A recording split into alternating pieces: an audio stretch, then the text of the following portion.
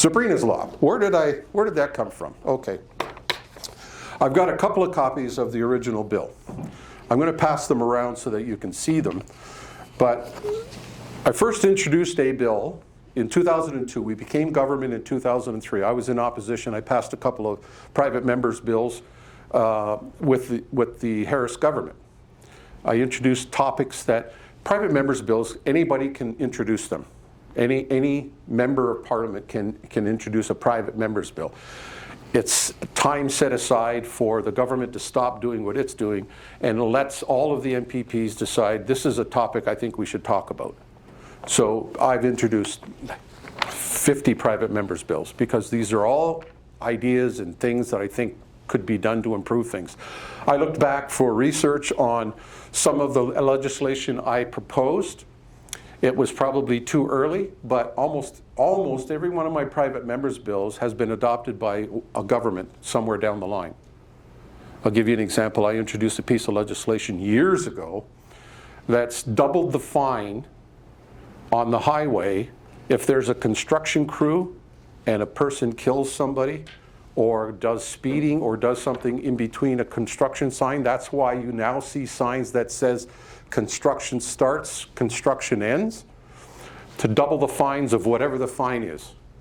For those that hate me because of that, too bad. Because it was an idea to slow people down in a construction zone to make sure that workers were safe, because these guys are putting their life on the line every time they step on a highway to do some construction. Well, a government just a few years ago adopted that, and that's why you see that on the highway. So those are ideas that, like, governments don't have all the ideas in the world. MPPs don't have all the ideas in the world, and that brings me back to Sabrina's Law. I introduced a bill called it was called the Apoplectic Students Protection Act. Anybody here allergic to stuff? Put your hands up if you use an EpiPen. Anyone use an EpiPen? Okay. An EpiPen is an injection that gives you a chance at life, because the allergic reaction is so strong that it constricts your breathing. So if you get stung by a bee, or if you do dairy products, or you do shellfish, or you do peanut butter, if you do this or nuts or whatever, some people have their immune system responds to it and reacts to it in a very negative way. It constricts you actually can stop breathing. It constricts it so much, and you need a shot of this EpiPen in order to open the airwaves up. Okay? So that's what I learned as a principal, because I ended up having to give a kid an injection. They had a peanut allergy, and they carried with them their EpiPen all the time. And we used to, when I was the principal of St. Mary's, I used to bundle everybody up in the whole school, including a caretaker and secretary. We'd go down to Mohawk Park, which is only a few blocks away, and we'd have a big community picnic at the end of the year. That wasn't the year-end trip. It was just the whole community. We'd have a big picnic. I got people to donate buns and hot dogs, and we had a really nice time. Some kid comes yelling up and screaming, so-and-so got stung, so-and-so got stung. I went, wait a minute, what the heck's that? He goes, oh yeah, so-and-so's got allergic to bee stings. Pulled out the EpiPen, bang.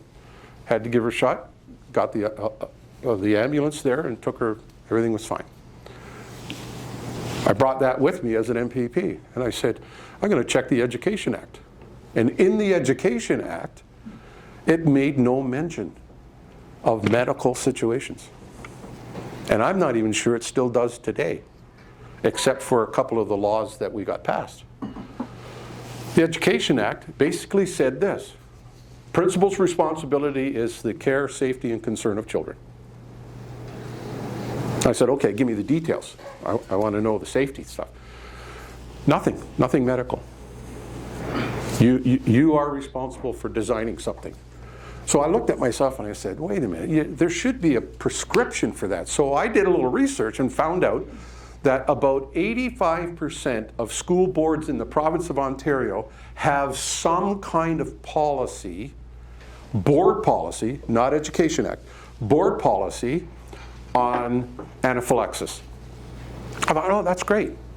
That's a pretty high percentage. And then my head said, but wait a minute, what about the school boards that don't? I said, there should be a rule against that. Well, no, we needed a rule for it. Then I found out, I got copies of every school board policy on anaphylaxis. I ended up with a variation again of a half-page note on anaphylaxis that said some students are allergic to stuff, make sure they're taken care of. To a binder filled with all kinds of things to drive principals and teachers crazy because you didn't cross the T and dot the I, and it was really weird that way. So I came up with a 2-pager that basically described what each school board should provide for kids with anaphylaxis. And I put in there the student's responsibility, the parent's responsibility, the teacher's responsibility, and the principal's responsibility. So I included it as a team approach. Not every board at that time, not every board required identification of a student with anaphylaxis. They didn't.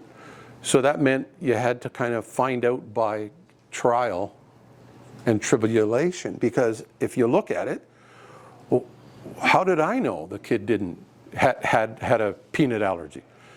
Well, the office might have had a file in the OSR card that said this kid is allergic to peanuts, but that wasn't shared. It didn't get posted on a board. It wasn't in the staff room. The principal didn't have it in his or her office. It was just in a file. So all of a sudden, everybody comes running out saying, so-and-so can't breathe. Well, I got to go there and see if the tongue's been swallowed. I got to go in there and see if there's give them Heimlich. No. You just got to bang them with the EpiPen, and that's okay. You got ate a peanut butter. So we designed that process. So I worked with the Education Commission, or the Ministry of Education, and unfortunately we got some pushback. The pushback was from the union, the pushback was from the superintendents, the pushback was from all kinds of people, and the Minister of Education came back and said, keep trying. So then what happened was, when I introduced the bill, information got out, because a lot of school boards will follow private members' bills and follow government bills, which is what happens. You as teachers might follow what the government's doing in education. What rules are they coming up with now? What are they going to make me do? What are they going to get rid of? What are they going to change? What are they going to make me do? So you should alert yourself to what the government's doing. So I got a phone call, and it was Laurier Harada. And Laurier said to me, can we have a meeting? And I said, sure, Laurier, what do you want to talk about? I want to talk about your bill. I said, okay, and who are you? She was the executive director of Anaphylaxis Canada. We were the first province, through my private members bill, to try to see if we can get the government to pay attention to anaphylaxis. That was in 2002. That's rather weird, isn't it? So in 2002, we get this signal saying that there's another group that's interested, and I went, aha, I've got an external organization that's interested in helping. And they said, we'll give you as much time as you need, we'll give you some marketing, we'll give you some lobbying, we'll do whatever we can to help. Half an hour later from that phone call, I get a call from Sabrina's mom. And who is Sabrina, you ask? Sabrina is a young grade 9 student who died of an anaphylactic shock. She had her EpiPen locked in her locker when she showed up for school. Elementary school, Mom worked with the parents, or with the teachers in the school, and they knew where the EpiPen was, She was trained well. Sabrina was a student that said, Mom, I know what I'm doing, I'm okay, I'll bring my pen with me, everything's going to be fine, I want to go to high school, Don't go in and bother them and everything else. Well, I'll still make your lunches. No, I want to eat out of the cafeteria. And I'll only order fries, and something that I will ask is dairy-free. Dairy-free, remember? Remember that. Okay, let's do that. So the first day, orders fries, no problems whatsoever. And here's the kicker. She had her attack after she ate the fries the second day. Can you think of how that could have happened? Dairy products, fries, no dairy products on the fries, but she had a shock. Something was contaminated. Bingo. There was a contamination. So here's what happened. They made poutine as well. Here's the fries. Here's the poutine. Here are the tongs that pick up the poutine and put it in the box, and pick up the fries and put it in the box. Oh, no, we didn't do anything wrong. No, it was the tongs were contaminated. So there was a small, almost cellular amount of dairy product on her fries from picking up the poutine. That was an after thing that happened. So she said, I'm on a mission. I want to help. I want to do this. So I renamed the bill Sabrina's Law in honor of Sabrina, worked with the mom, worked with Anaphylaxis Canada. We did presentations at the legislature, invited the Ministry of Education to participate, and the story got picked up by the media. And the media did an interview with mom. And subsequent to that, I don't know if Dale mentioned it or not, but there was a big CBC expose of a documentary of Sabrina's life. And as a result of that, the passing of the legislation. And I didn't care who got the credit. I wanted the legislation passed. So it's a matter of working together. We put a team together. We had outside influence from, not from just simply the elected member telling the government this is what you should do, but it was, wow, did we ever get stories? We ended up with about 15 different families from 15 parts of Ontario coming in to tell their story about how anaphylaxis wasn't being paid attention to. And you guys have got to do something. Well, guess what?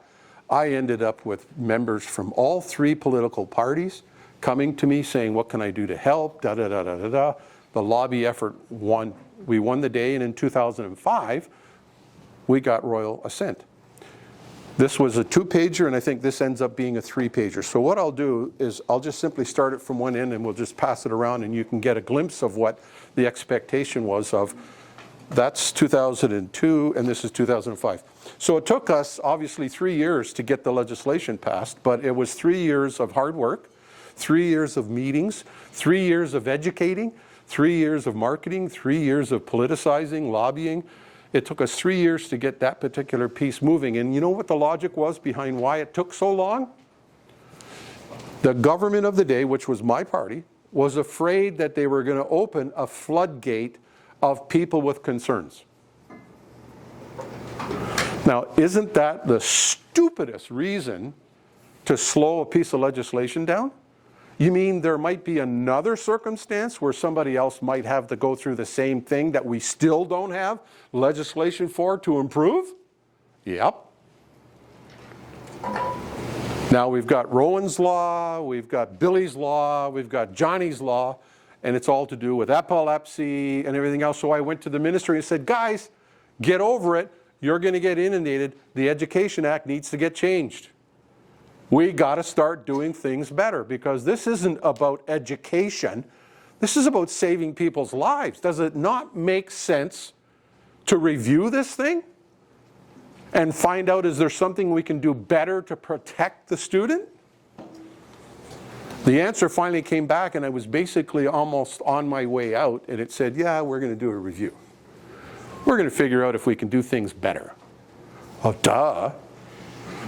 So therein lies the problem for the politics part of it, because we get trapped into the assumption that everybody in politics is either trying to line their pockets, or they're pigs at the trough, or you know, they don't think, or they just follow the party lines, blah, blah, blah. No. It's not that way. It's a big monolith of stuff you have to do that has holes in it that you can help fill. That's all it is. Is that translate into teaching? Of course it does. Of course it does. There's things that the government of the day wrote the curriculum of what you're supposed to deliver, and I read it and I go, gee, that's stupid. Why are they making me do that? Well, because somebody won the argument at the ministry level that said, this is what we need you to do. The politics and the teaching worked and married well with Sabrina's law.